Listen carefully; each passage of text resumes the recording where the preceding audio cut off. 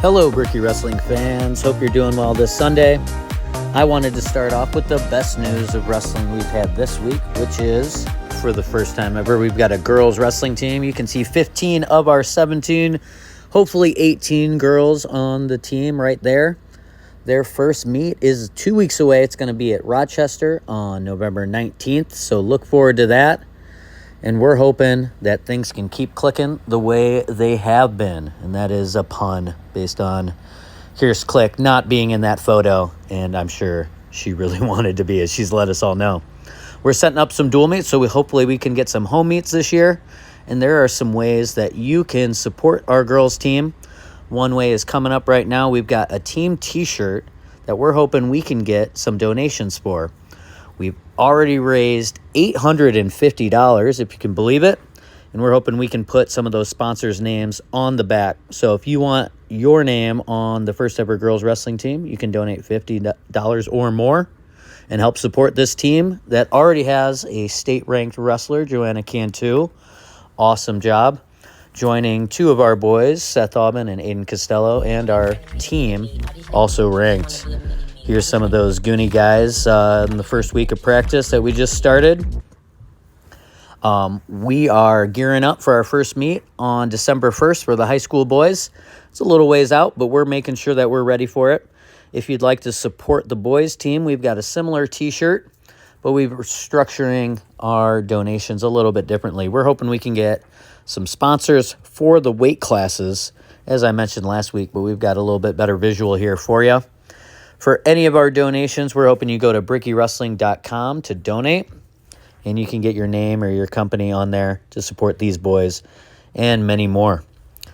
Middle school has their first meet on Tuesday, so hopefully I can get down there and see that. We're trying to make that happen, support each level of the program, and these coaches that you can see here are doing a great job. Numbers are super high. We got a bunch of girls, we got a bunch of boys. Looks like the future's bright. And in the more distant future for the high school success, we've got the Elementary Wrestling League going strong on Monday, Tuesday, and Wednesday. Remember, that's 6 to 7 each night at Hobart High School. That's the news for Hobart Wrestling. Hopefully you stay with me. I broke down some technique from region wrestler Jesse Mendez in a great win that he had. All right, it's nice to watch Jesse Mendez with my region hat or my Indiana hat on instead of my Hobart Brickies hat. As you know, as everybody in Indiana knows, that didn't go well for us against Jesse. But Jesse's first college tournament, he finds himself in a common spot for a great freshman to be in a tight match with a really great opponent, two-time All-American. And he's got to get away within the first minute or so, minute 18, to avoid giving up that riding time point, or even if he does tie up the match, he'd be losing 2-1. He's going to be doing that with some drills that we've already been covering in high school practice, bear crawl stand-ups, and knee slides. One of the things I'm proud about with our club kids, middle school kids, high school kids, they know to yell knee slide out. Whenever there's a question of what to do on bottom and you don't know, just hit that knee slide. And those fundamentals work at the highest levels. We've got two guys that are going to be ranked in the top 5 or 6 of D1 NCAA wrestling here. Wrestling, and the moves that work are the moves that we work on.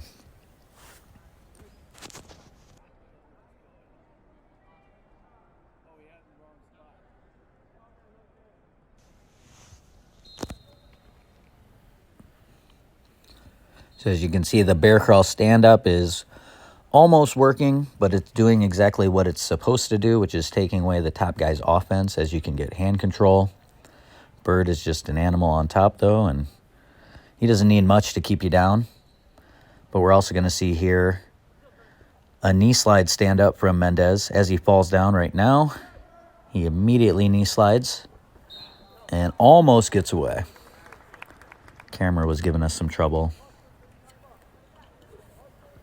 Maybe he was out there, I don't know. But the reps are good. They're putting him back down. We're going to see a bear crawl stand up again. A couple times, I believe, with some cautions here. And this is one of those times also where, hey, taking a caution, not a bad idea. You get 2 warnings. If Bird breaks you down, it's going to take a really long time to get out most of the time. But Mendez never gets breaking down. And we can see him hip iced out and get away. So this is where strategy changes from earlier in the match.